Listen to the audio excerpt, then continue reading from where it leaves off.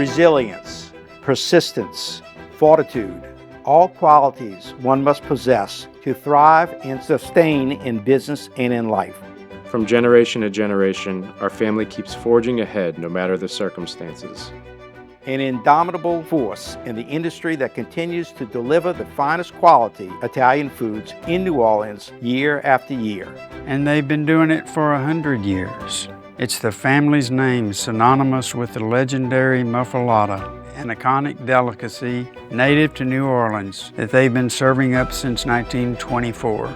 It's the company my great-grandfather started that has grown to over 90 employees today. We are driven by the vision of bringing this delectable sandwich to everyone from New York to California. And it all started with one little store on Decatur Street.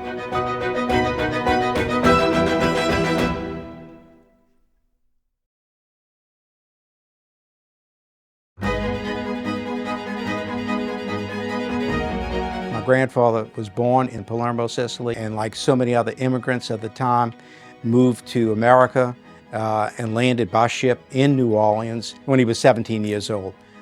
He did what he knew, and more than likely he had worked in some type of grocery store when he was in Palermo.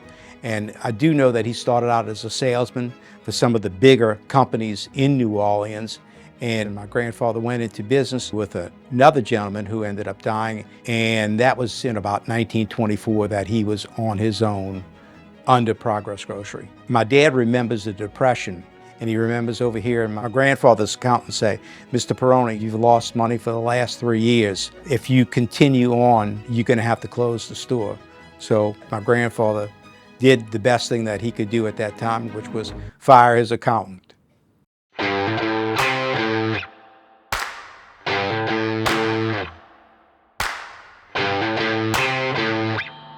I'm John Joseph Perrone Jr., Chairman of the Board of Perrone and Sons. My name is Russell Perrone. I'm the president of Perrone and Sons. I'm John Perrone III. I am the CTO. My name is Dana Perrone Dial. I'm purchasing director with Perrone and Sons.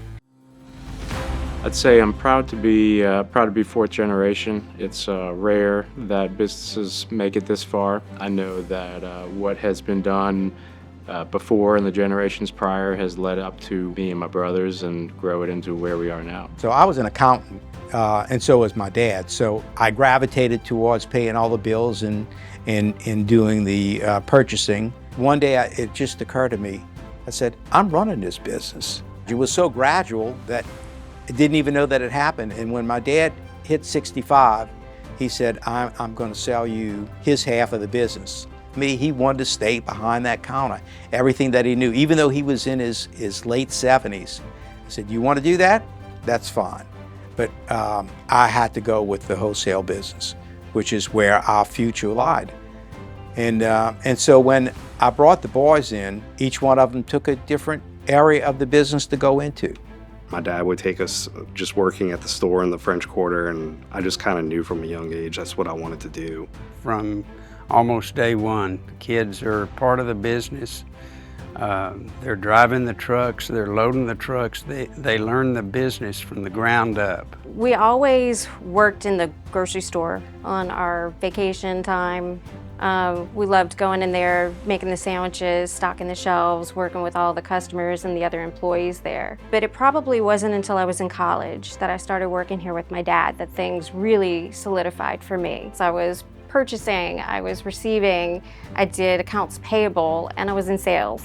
Knowing all of that, learning from my dad, made me feel like I knew where I needed to be. You get to work with your family all the time, and all the employees kind of become a little bit more of a family too. So it's just a great place to be. I remember when I was 13 years old, my grandfather came over, and my dad and my grandfather wanted to go to the store and asked if anybody wanted to go. And so I jumped in the car with them, and I always loved hearing them talk business and would contribute with my kid mind as much as I could. And so that continued on throughout my life. And when I started working full-time in the business, my morning stop would always be in my father's office, and we would talk about what had happened yesterday and what we were going to do today. And I think that's what really keeps us going is that, you know, we have generations of advice being passed down, where in brand new businesses you don't get that. You got to learn everything from new.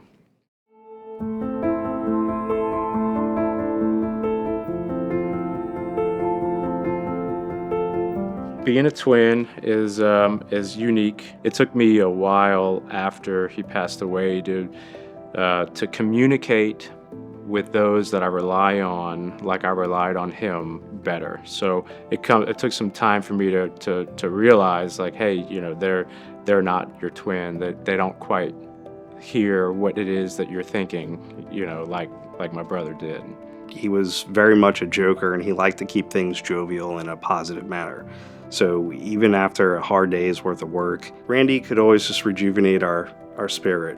I can remember listening to Randy a lot on the phone, and he just had this ease to him. And it was just amazing seeing him grow to this person that you could tell was going to take the company to different levels. He was never afraid of work. He would put on the tan freezer suits, and you could see him suiting up, getting ready to go into the freezer. And it was always him that I would see as I'd walk in the morning. There he would be suiting up, ready to go in. And after he passed away, in that first week in particular, it was extremely difficult. And I'd walk in that door and I'd see somebody in that tan suit, suiting up. And it was the hardest thing to take.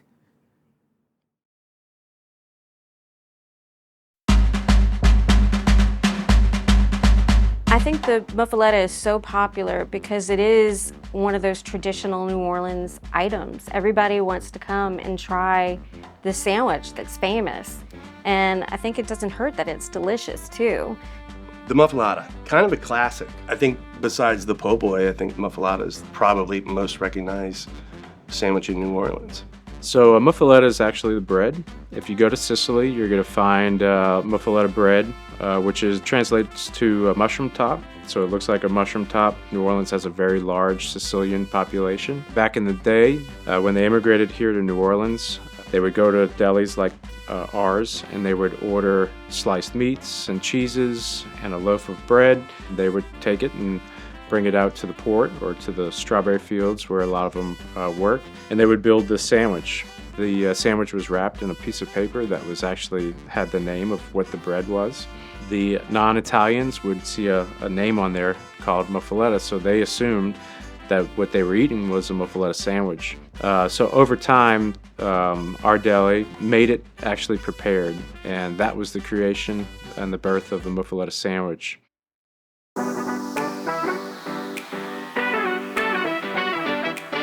The next generation is 13 kids, and I already know that some of them are gearing up, wanting to come into this business. My main goal is real simple. By the time my kids are old enough to decide whether or not they want to come into the business, that we have something great to be able to walk into and take it to the next step.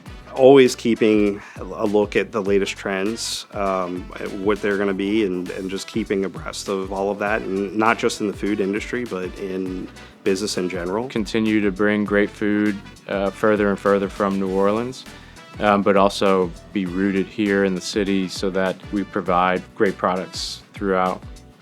I want to congratulate Perrone and Sons for 100 years of business. Congratulations, Perrone and Sons, for a job well done.